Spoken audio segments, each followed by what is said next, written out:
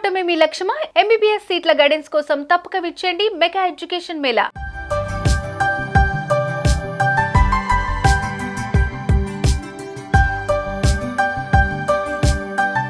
AP CM Chandrababu పాలనలో తన మార్పు చూపిస్తున్నారు. తనలో మార్పు చూస్తారని మొదటి నుంచి చెబుతున్న ఆయన నిజంగానే చేసి శభాష్ అనిపించుకుంటున్నారు. మాటిస్తే ఖచ్చితంగా నెరవేరుస్తామని ధీమాను లబ్ధిదారుల్లో కల్పిస్తున్నారు. తాజాగా గుడివాడ ఘటన ఇందుకు నిదర్శనం.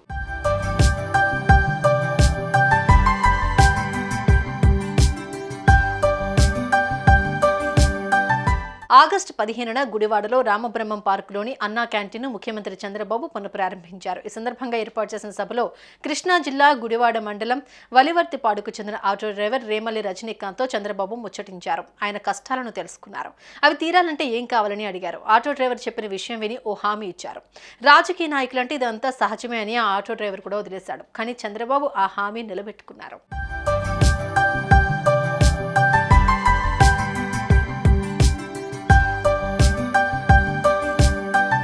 వలివర్తిపాడుకు చెందిన రేమల్లి రజనీకాంత్ అనే ఆటో డ్రైవర్ గతంలో టీడీపీ ప్రభుత్వంలో ఎస్సీ కార్పొరేషన్ ద్వారా రుణం పొంది ఆటో ఓనర్ అయ్యానని చెప్పారు. డీజిల్ ఆటోను ఎలక్ట్రిక్ వాహనంగా మార్చుకుంటే ఖర్చు తగ్గి ఆదాయం పెరుగుతుందని చెప్పారు. దీంతో స్పందించిన చంద్రబాబు నీ వాహనంతోనే ఈ విధానం ప్రారంభిస్తామని అన్నారు. ఇచ్చిన హామీ మేరకు ఎలక్ట్రిక్ ఆటో అందజేశారు. గంటల వ్యవధిలో 3.9 లక్షల రూపాయల విలువైన ఎలక్ట్రిక్ ఆటోను అందించారు. కలెక్టర్ డీకే బాలాజీ ఆదేశాలతో ఆర్టీఓ నిమ్మగడ్డ శ్రీనివాస్ అప్పి ఈ సిటీ ఆటో తీసుకున్నారు. ఆ ఆటోను Gudivada municipal commissioner G Balasubrahmanyam, మాజీ ఎమ్మెల్యే రావి వెంకటేశ్వరరావు రజనీకాంత్కు ఆటో తాళాలను అందజేశారు.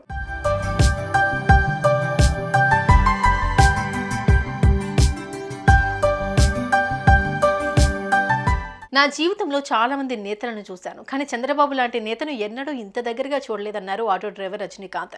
ఆయన రుణం తీర్చుకోలేమని, చంద్రబాబు చేసిన మేలును మా కుటుంబం ఎప్పుడూ మర్చిపోతున్నారు. గంటల వ్యవధిలో ఎలక్ట్రిక్ ఆటో సమకూర్చడం నమ్మలేకపోతున్నానని రజనీకాంత్ తన ఆనందాన్ని వ్యక్తం చేశారు.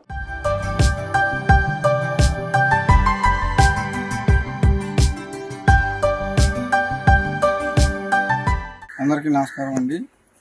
ఆగస్టు 15వ తారీఖున గుడివాడ ముఖ్యమంత్రి వర్యులు నారా చంద్రబాబు నాయుడు గారు అన్నా క్యాంటీన్ ఓపెనింగ్ గుడివాడ రావడం జరిగింది.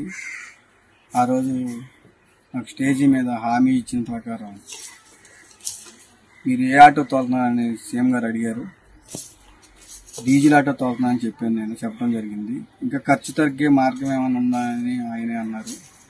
ఎలక్ట్రికల్ ఆటో ఇస్తానని అక్కడ స్టేజీ మీద నాకు వాగ్దానం చేశారు. అన్నమాట ప్రకారం ఈ ఆటో నాకు ఇప్పించారు. కలెక్టర్ గారు దాన్ని కన్వర్ట్ చేయటానికి అని కలెక్టర్ గారిని అడిగారు. అది మన రాష్ట్రంలో అయితే లేదంట. దానికోసమని చాలా మందిని కనుక్కొని చేయటం అవకాశం లేదని మాకు ఎలక్ట్రికల్ ఆటో ఇవ్వటం జరిగిందండి. సీఎం గారికి ధన్యవాదాలు చెప్పుకుంటూ నేను ఎప్పటికీ సీఎం గారికి రుణపడి ఉంటానని, నా కుటుంబానికి ఎంతో ఆదాయం పెరుగుతుందని నేను నమ్ముతున్నాను. ఎందుకంటే డీజిల్ ఖర్చు ఉండదు కాబట్టి ఇంట్లోనే ఛార్జింగ్ పెట్టుకుని ఈ ఆటో తోలుకుంటే డబ్బులు ఆదా చేసుకోవచ్చు అన్నది మటుకి సీఎం గారు చెప్పింది అక్షరాల నిజమండి. సీఎం గారికి నేను రుణపడి ఉంటాను. సీఎం గారికి ధన్యవాదాలు. జీవితాంతం సీఎం గారి పేరు చెప్పుకుంటానని తెలియజేసుకుంటున్నాను. సుమన్ టీవీలో మీ పర్సనల్ అండ్ బిజినెస్ ప్రమోషన్స్ కోసం కింది నెంబర్కి కాంటాక్ట్ చేయండి.